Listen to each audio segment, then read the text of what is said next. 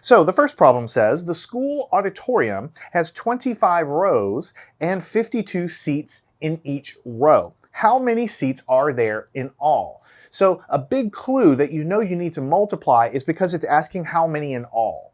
Now, you know you don't want to add these up because here you have rows, 25 rows, and then the other number is 52 seats per row. So you have a row, and then a row, and then a row, and every one of these rows has 52 seats. So you don't want to add them because you want the total number of seats, and you have rows, and then you have seats per row. You need to multiply to get the total number there in the entire kind of like rectangle here of seats. So you have a row of 52, a row of 52, a row of 52. And so we're going to multiply to find the total number. But let's say you're not sure that you should multiply. How can we be more confident that multiplying is the right thing instead of adding or subtracting or something else?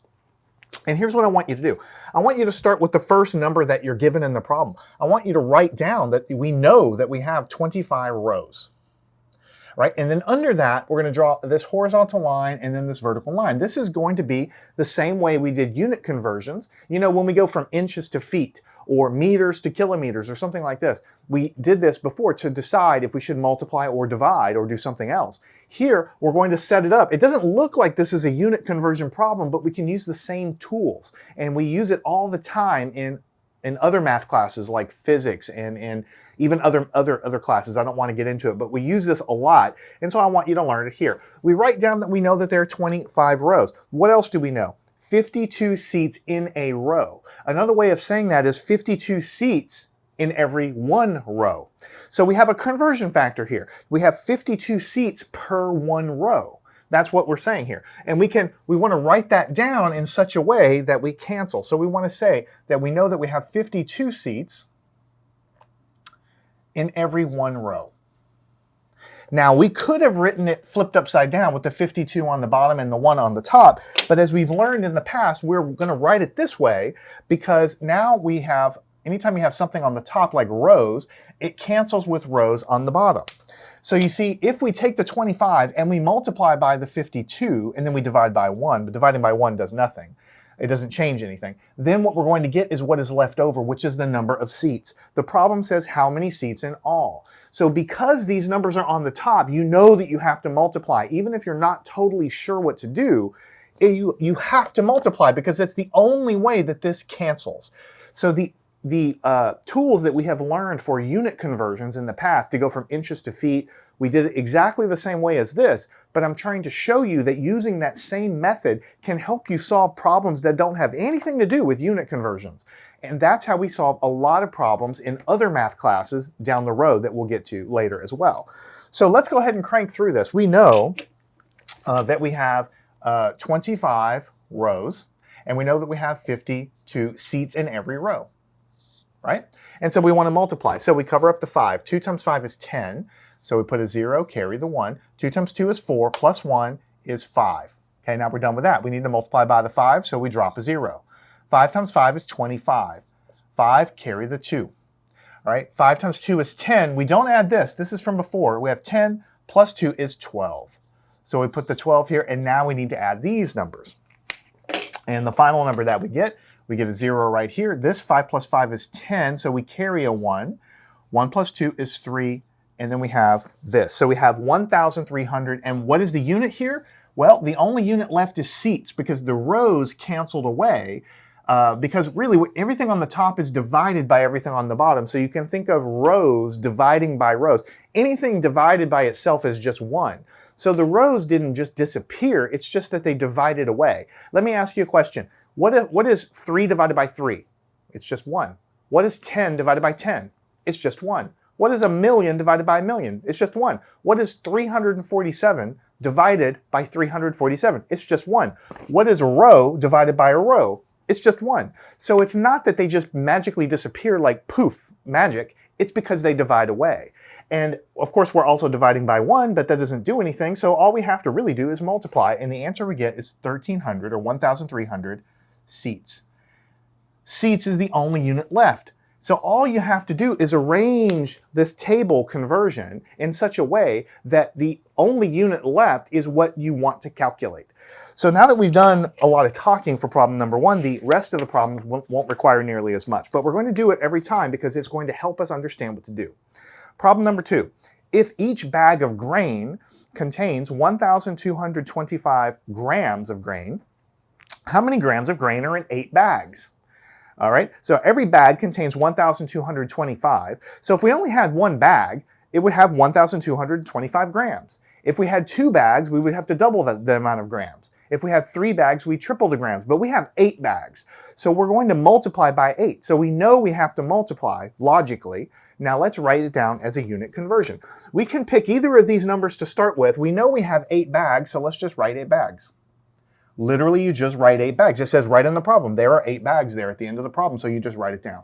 Now, what is the other number that we have? It's 1,225 grams of grain, and it says each bag contains that much. So really, when you boil it down, it's 1,225 grams per bag. Grams per bag. So you need to write down in such a way that bags goes on the bottom. So it's 1,225 grams, right, per 1 bag of grain. This is what the problem says. Now, I could flip it over the other way with grams on the bottom and bags on the top, but then I wouldn't have anything that cancels. Just like if I had flipped this one over with seats on the bottom and rows on the top, nothing would cancel, because the only way that things can cancel is if they divide away. Bags divided with bags. So the only unit we have left is grams. The question says, how many grams of grain are in 8 bags? This is going to give us the answer that we want. So notice what we're doing is taking 8 times this, and then we're dividing by 1. The division doesn't affect anything. So we still have to multiply, which is what we know we need to do. 1,225 times 8. 8 times 5. 8 times 5 is what? 40. Carry a 4. 8 times 2 is 16, 17, 18, 19, 20. Means I have to put a 2, carry the 2. 8 times 2 is 16, 17, 18. I put an 8, carry a 1. 8 times 1 is 8, plus 1 is 9. And the answer I get is 9,800. But what am I talking about? When I did this calculation, the only unit left is grams. And the question says, how many grams are in 8 bags? So the unit I get at the end is exactly what the problem is asking me. Now, in future lessons, see, all these problems are related to multiplication. So notice this is telling me to multiply. This is telling me to multiply, but in another problem that we'll do after we cover division, we might arrange this thing where we end up having to divide. So this method of writing it down, it's telling us if we need to multiply. It'll also tell us if we need to divide, right? But for all these problems, of course, we're doing multiplication, so they're all going to show us multiplication. I don't want you to forget this. This whole table thing looks a little weird, but you're going to have to trust me. You'll use it forever because we use it in algebra, we use it in geometry, we use it in physics, which is about motion and energy and things like that. We use it everywhere. Just trust me. If you learn this, it will be one of the most important things you'll ever learn in math. And I do mean it literally. I still use it every day. All right, problem number 3. It says the ferry, not the ferry that flies around, the ferry that floats on the water. The ferry makes 1 trip each day and can carry up to 150 people. How many people can the ferry carry in 365 days? So there's a lot of words here, and you're not really sure necessarily if you should multiply or divide to figure this out. So let's just write down what the problem says and let the table tell us what to do. And then we'll see if it makes sense. All right, so the problem says that a ferry can carry 150 people and it makes 1 trip per day. So what it's really saying is that this trip across the water, the ferry can do, or the number of people per day that can cross the river or whatever it is 150 people per day. That's what the ferry can do. And that's given in the problem. So we just write it down just like this. 150 people per, you read the bar here is per, every 1 day. Now, make sure you understand, this comes right out of the problem. The ferry makes 1 trip each day and can carry 150 people. So that means the number of people that can cross per day is 150 people per 1 day. All right, now, what else does the problem say? It says, how many people can the ferry carry in 365 days? In 365 days. So let's write 365 days here. How do I know I need to write it here? 365 days.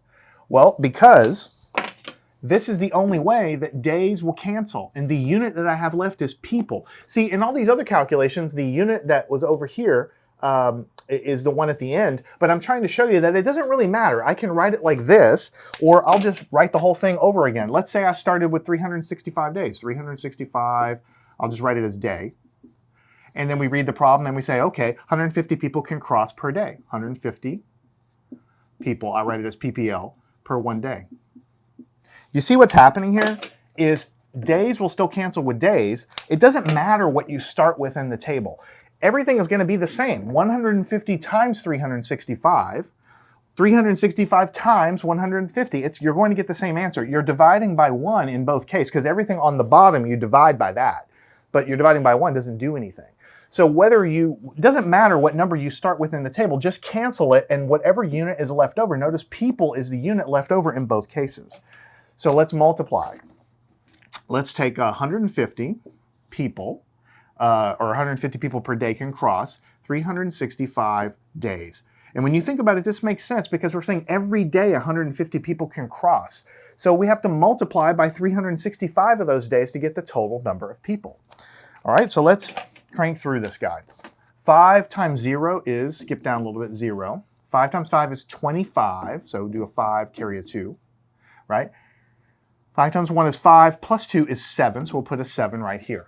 Now we need to multiply by the 6, so we drop a single 0. 6 times 0 is 0. 6 times 5 is 30, so we'll write that as a 0. We'll carry a 3 up here. 6 times 1 is 6. Then we're adding the 3, 7, 8, 9, so a 9 goes right here. Now we're done with that. We multiply by the 3. That's in the hundreds place, so we have to drop actually 2 zeros here. 3 times 0 is 0.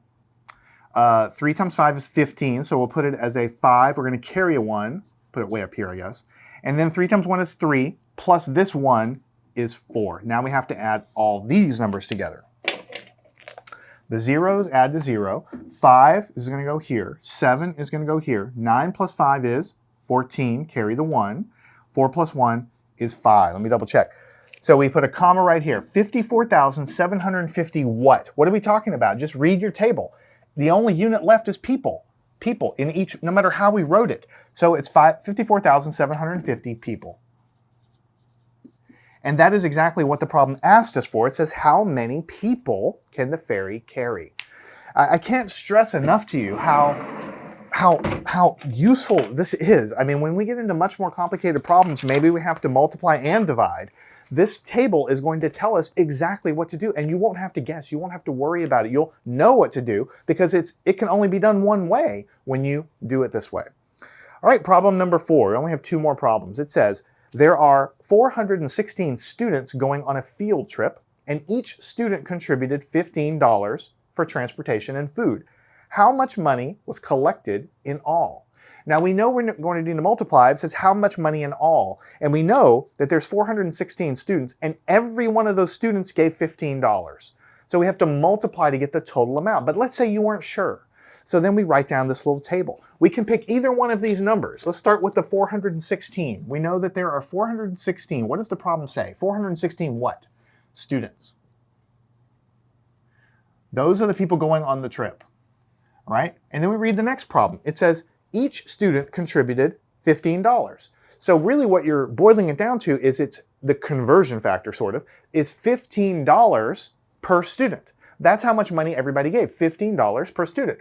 Now, if I write down, if I put students on the top and dollars on the bottom, then nothing would cancel because you have to have the same thing. So you can't write students and dollars. It has to be dollars per student. $15 per every one student. When you read this little bar here, you need to read it as per. Now, why do we read it like? Why do we arrange it like this? Again, because student is on the top and student is on the bottom. The only unit left is dollars. So we take 416 times 15, then divide by 1. But of course, dividing by 1 doesn't do anything. So let's start out with $416. 15 students, and we multiply. This is exactly what we thought we would do when we started the problem out. So 6 times 5 is 30, carry the 3. 5 times 1 is 5, 6, 7, 8. 8 goes here. 5 times 4 is 20, so we just put a 20 down here. Now we have to multiply by 1, drop a 0. 1 times 6 is 6. 1 times 1 is 1. 1 times 4 is 4. And then we have to add these numbers together. The zeros add to 0. 8, let's go up. 9, 10, 11, 12, 13, 14. So we put a 4, carry a 1. Notice we left a space here so that we could put our 1 up here. 1 plus 1 is 2. And then 2 plus 4 is 6. So 6,240, what are we talking about? What's the unit? $6,240, because that's the only unit left when we do it this way. If we were to flip this over with dollars on the bottom and students on the top, nothing would cancel, so that doesn't make sense. That's why we don't do it that way. But the only unit we have left is dollars. And so that is the final answer. $6,420 is the total amount of money collected. All right, here's our last problem. It says, an electronics company fulfilled 126 orders for laptops and at the price of $1,575 each. How much were those orders worth in all? When we say how much were the orders worth, we're saying how much money did the business collect? I mean, one laptop cost $1,575. 2 laptops would be double that amount. 3 laptops, then the money collected would be triple that amount, but we have 126 orders. So we have to multiply times 126.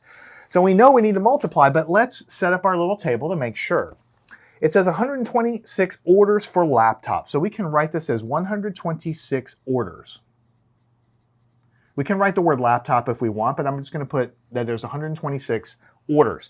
And the price is $1,575 each. When you see dollars each, really, that's $1,575 per order. That's how you have to write it, because you have to put it in terms of orders.